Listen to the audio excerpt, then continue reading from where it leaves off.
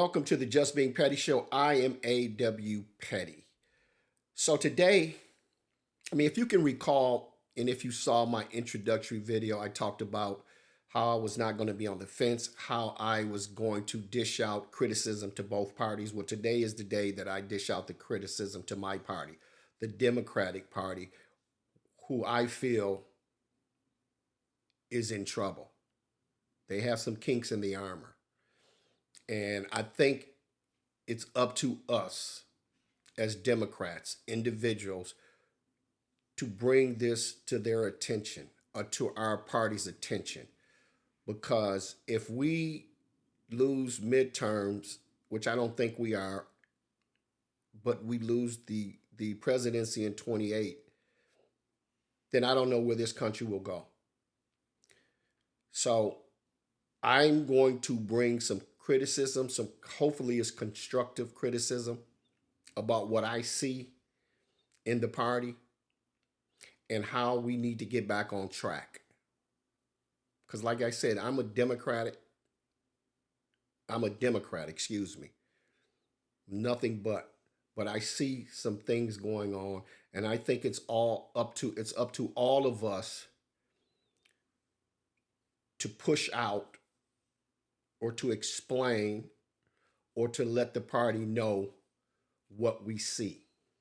So what I'm going to do is I'm going to show you a clip right quick. It's going to show you numbers, and it's going to show you how unsatisfied the Democratic Party is with their candidates. So I'm going to show you this video, and then I'll see you on the other side. Just take a look here. Congressional Dems have the right priorities. Look at this. Overall, 74%, nearly 3 in 4 say no. Just 25% overall say yes. You might say, okay, well, at least Dems like Democrats. Not the case. Look at this. The majority of Democrats are independents who lean Democrats. Look at this. 55% say no, congressional Democrats do not have the right priorities. And then you just see a minority, 45% of Democrats say that congressional Democrats have the right priorities. This to me just jumps out of the screen because it screams primary challenges all over the map. And it says that even if Democrats don't like Donald Trump, they don't like their own party either when it comes to Congress. And overall, my goodness gracious. So this is sort of like Democrat on Democrat crime here. What's overall approval among Democrats of their leaders? Yeah, okay. So, you speak about Democrat on Democrat crime. And I want to know how unusual what we're seeing right now about how Democrats feel about Democrats in Congress is. Take a look at this. This is a trend line going back through the years, midterm elections in which there's a GOP president. Look at this. In 2006, Dems' net approval of congressional Democratic leaders was plus 28. You go back to the last midterm, look at that, plus 19. Very much on the positive side. The bottom has fallen out. The bottom has fallen out. Minus 4 points. That is Democrats' own net approval of their own congressional leaders. Even Democrats don't like their own leaders when it comes to Congress. And overall, of course, the numbers are just absolutely awful. So Democrat on Democrat crime, absolutely. This to me screams, again, primary challenges across the map. And it screams to me, hey, when it comes to those next leadership elections, maybe something might be cooking. It'll scream. So those numbers are horrendous. They are terrible numbers, period. And we have to fix that. I think we'll be all right in 2028 because Trump is so terrible and the Republican Party is so terrible. I think we can get through the 2026 midterms. But you know how short people's memories are. We can get in 2026 in 2 more years. They will say, oh, we want a Democrat in. A Republican in. Because people's memories are short. They forgot about Trump when he got in 2016 and how horrible he was and how bad he handled C-19. But they voted him in again. So getting back to this, we have to fix this problem with the Democratic Party. And I think it's up to us as Democrats to express how we feel and what we see to, the people that are in Congress, the people that are running for the presidency, the people that are in the Senate, and even local positions. I mean, we have to get this straight and turn this around because this is not good. Those numbers are horrendous. As bad as Trump is doing, and you're still -4, that's terrible. It's terrible. So I want to get into this, and here's what I think. I think all of these old people, and some of them aren't that old. Chuck Schumer needs to go. I think Hakeem Jeffrey needs to go. Schumer has taken 1.7 million from the AIPAC. It's the same AIPAC that gives Republicans money. It's a pro-Israel PAC. And hear me out. I am not against Jewish people. I'm okay with Jewish people. I am against Israel and Netanyahu. I'm against him because I think what he did, and I think he's an evil person just like Trump, and just like Orban, and just like Putin. I think he's evil just like them. But what he did, knowing we had a low IQ president in the office, and he convinced this guy to go to war because Israel wanted to go to war. He could not convince any other president to do that. But they got the right person in. They got the low IQ president who has no clue about anything. He doesn't know anything about anything. And so he got the right person. But like I said, Chuck Schumer, he received 1.7 million from the super PAC, the AIPAC. And Hakeem Jeffries, he received 1.34 million from them. And here's the deal with Hakeem. He's young, but Hakeem does not have the fight in him. He doesn't have the fight in him. I don't see it. He talks. See, sometimes you can talk quiet, but in this time, this Trump era, you have to scream and holler. Once we get through this era, then you can go back to your normal personality. But you have to scream and holler here because we're in a bad way in America with Trump and the Republican Party. So I believe Hakeem Jeffries needs to go. He doesn't have the fight. And I just think we have a lot of young guns. They may not be experienced yet, but they can only get experience if they get a job, if they get a leadership job. That's the only way they can get it. We don't have time for training. Democratic Party doesn't have time for training. We can't train. We have to throw these guys in the fire. And it's some out there that are pretty good that will fight. And that's the thing about these young people. Sometimes they just haven't had enough life experience to know what to say, when to say it, or whatever. But at this point in time, it doesn't even matter. Trump has said some awful things. His cabinet has said some awful things. So saying awful things doesn't matter in this Trump era.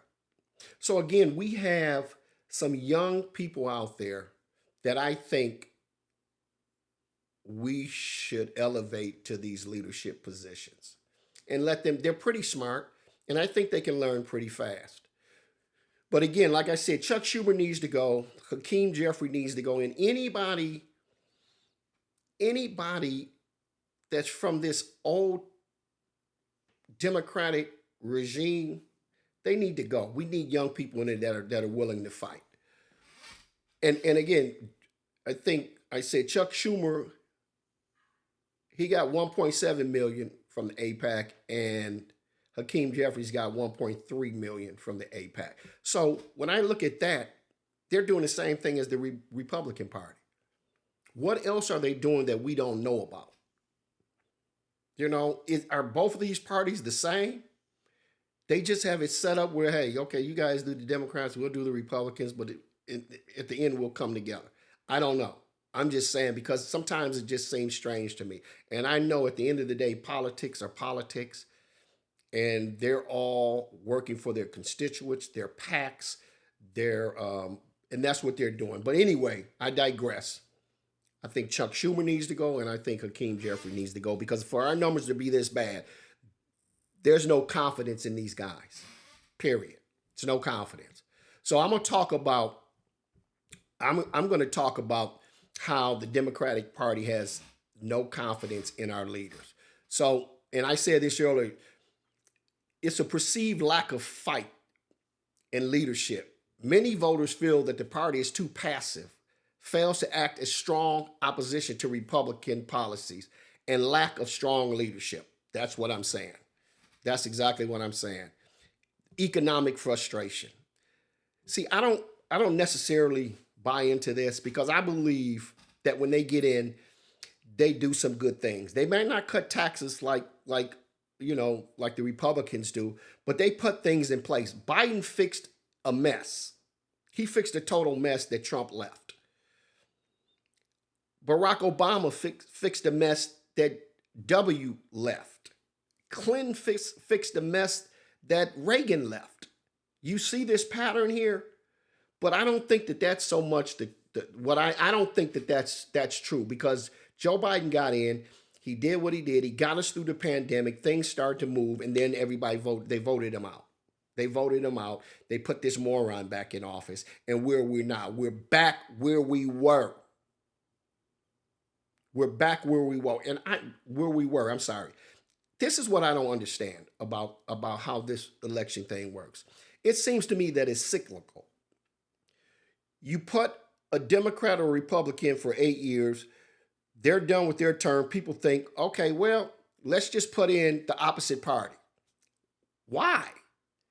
If a party has the country running on all cylinders, why would you change just to put another party in? That never made sense to me.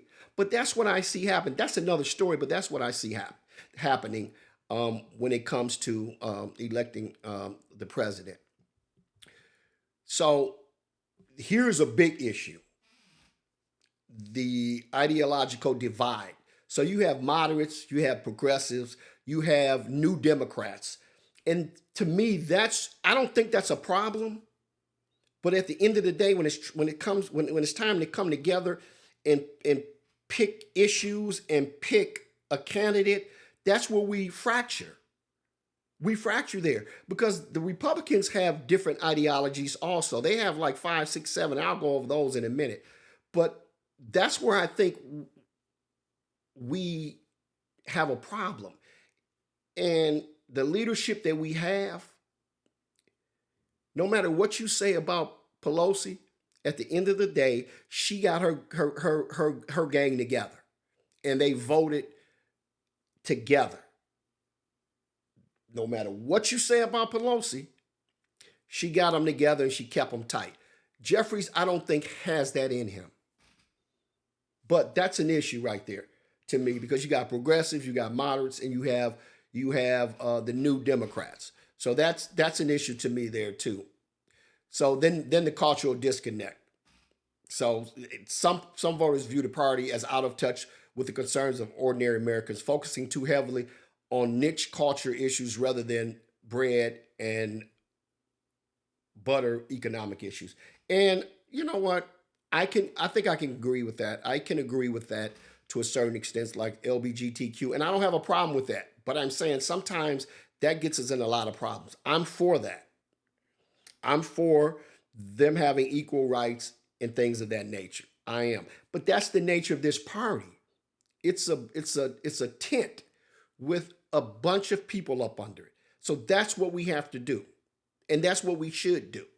But maybe they're not handling it correctly. Maybe that's the problem.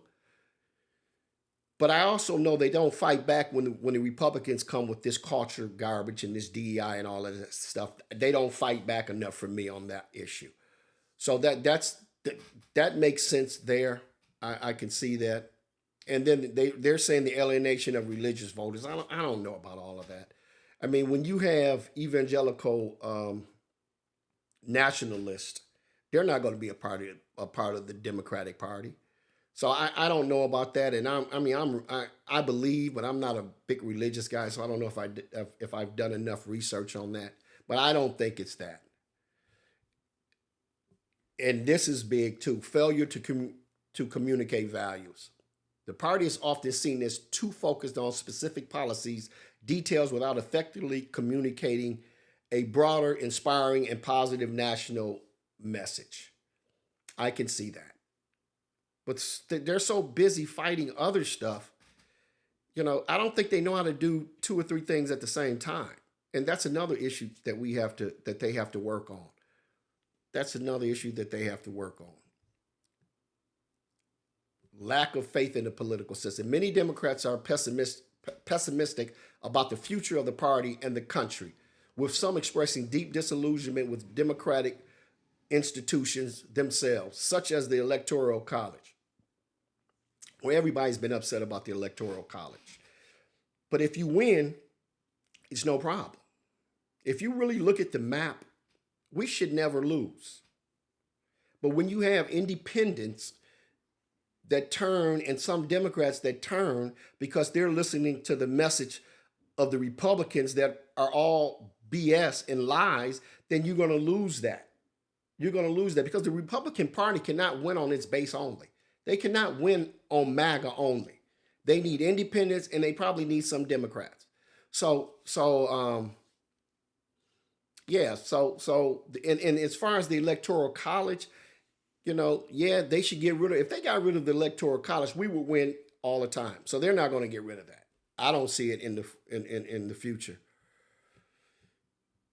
So prominent progressive Democrats in Congress are largely organized under the Congressional Progressive Caucus, the CPC, advocates for policies like universal health care, climate action, economic justice. Key leaders are Pramila Jayapal, Greg Caesar, Ilhan Omar, AOC, Ro Khanna, Rashida Tlaib, and I cannot stand her. I did a video on Rashida Tlaib. I don't want to see her anywhere around anything in no committees or anything because she went out and had 100,000 votes taken away from Joe Biden because she encouraged a lot of Arabs in Michigan and I'm sure some other places to do a protest vote against Joe Biden. And I thought that was garbage and I haven't heard anything from her anywhere. She hadn't said anything. And guess what? The Middle East is worse off than when Joe Biden was in or if Kamala Harris had gotten in. But she hasn't said anything, not one word. I don't want to hear jack from her. And Ayanna Pressley is the other one. So here's the deal. Here's the breakup of the ideology, the different ideologies. You have moderate new Democrats, you have liberal establishment, and then you have blue dog physical conservatives.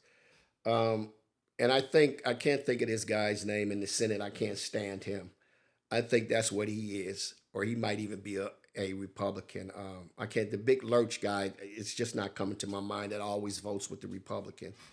So that's what we have as our ideology on the Democratic side. But here's who's up under our progressive caucus. You have Jasmine Crockett, Jared Moskowitz, Pramila Jayapal, Greg Caesar, Ilhan Omar, AOC, Alexander Ocasio-Cortez. I'm sorry. You have Ro Khanna. I don't even want to mention her name, but you have Tlaib, Summer Lee, Jamie Raskin. I like Jamie. Delia Ramirez, I believe that's how you spell it. Delia Ramirez. You have Maxwell Frost. He's good. This cat is good from Florida. I like him. This is who we need up in the leadership roles, this guy like here. And then you have Ossoff, the senator from, I believe it's Georgia. So you have several younger, talented Democrats in Congress or in top tier positions are often associated with the moderate, pragmatic, or new Democratic wing of the party rather than the progressive left. These individuals often focus on bipartisan cooperation, fiscal responsibility, and representing competitive districts. The key figures identified under them is Richie Torres. I've seen him, but I don't know a lot about him. So I've seen him, Mikey Sherrill, Jared Golden, Marie Gluesenkamp Perez, Gay Vasquez, Seth Moulton, Kristen McDonald Rivet. So this is a little note. Young and progressives, the definition of young in Congress is often stretched, and many younger members are pragmatists who work with both wings of the party. The individuals listed above are generally viewed as less ideological than the squad or the progressive caucus. Here are the ones that I feel are better positioned to run for presidency. These right here, I think, are the top tier in the Democratic Party. And I just hope that they stay clean and they don't have any issues going up to the 2028 election. So number one to me is Gavin Newsom. I like him. He's a fighter. Andy Beshear, and again, Gavin Newsom, the governor of California. Andy Beshear, the governor of Kentucky. Buttigieg, I like, but he's openly gay, and I don't know. I don't have a problem with it, but I don't know how that's going to sit with America. But I like him. He's good. He did a real good job when he was in charge of transportation. Kamala Harris, she's still in it. She was the vice president. Wes Moore, I like him. He's the governor of Maryland. Chris Murphy, U.S. Senator. I like Chris. Jared Polis, who is another openly gay guy, Colorado governor. And I don't know much about him. And like I said, I don't have anything about the gay thing. I just don't think that people are ready to take that step to put an openly gay guy in the presidency. And that's just my opinion. I could be wrong. I've been wrong on a lot of things. So then you have Josh Shapiro, the governor of Pennsylvania. Raphael Warnock, U.S. Senator. I like him too. Gretchen Whitmer, my governor, and I like her too. So these numbers that I just showed you are alarming, at least for the 2028 presidential election. Like I said, I believe that we will be all right in 2026. I think we have some talented young people that can take the reins and run with it. But these older guys, they need to go. Unless they show me something that they're going to fight and they're going to go toe-to-toe with these guys, with this corrupt regime of Trump's, with the Republican Party. And they have time. If we get and we win the Senate and the House with enough numbers, they have time to prove themselves in terms of investigations of all of these corrupt people in the regime, in the Trump regime, and impeachment and getting this guy out of there. And not only him, J.D. Vance and all the rest of them. Impeach them all. Now, if they do that, these two guys here in the old guard, then I may come back and say, okay, they do know how to fight. But at this point, I just think we need these young guys like Frost, OAC, Moskowitz, what's her name, Crockett. I think we need these people in here that's going to fight, that hasn't been dirtied up with money yet. And so I'm just hoping that the Democratic Party gets their thing together pretty soon. I just hope they do. So I'm going to, this is real quick. So like I said, the Democratic Party has ideological differences, and so does the Republicans. The Republicans, and I'm just going to go over basically, they're broke down as conservative traditionals, social conservatives, fiscal conservatives, right-wing populists, libertarian conservatives, moderate Republicans. I believe that's it. Yeah, I believe that's it. But what I would say about the Republicans is this: they may have different ideological positions within the Republican Party, but I guarantee you, they don't need anybody to put them together. They stick together no matter what. They don't care about their differences in their ideological differences. They don't care about that. And so that's what the Democrats have to start doing. That's what they have to start doing. But like I said, I think we have to fix this problem before 2028. I think we'll be all right in 2026. I hope we'll be all right in 2026, but we have to fix this problem in the Democratic Party. So if you like this content, hit the like and subscribe button. I really appreciate it. Help me grow this channel. Help us grow this channel. And I can't tell you how much I appreciate it. So I will see you guys up the road.